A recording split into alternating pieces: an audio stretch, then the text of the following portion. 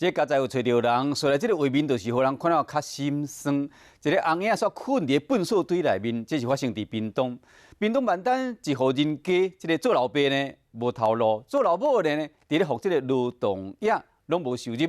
两个查某囝分别才1岁甲2岁尔，一个月4人是外靠低收入的补助伫过日子。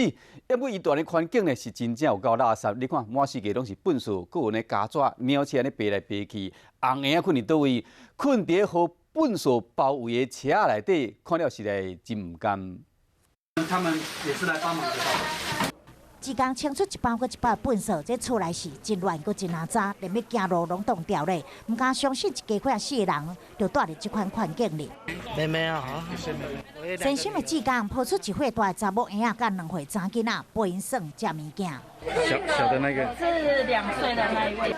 两个囡仔对爸母做伙住伫屏东万丹的这间厝，妈妈受领精神障碍手册，目前咧服劳动役，满度工作。爸爸为着照顾囡仔，嘛无收入，一家伙仔就靠低收入补助过日。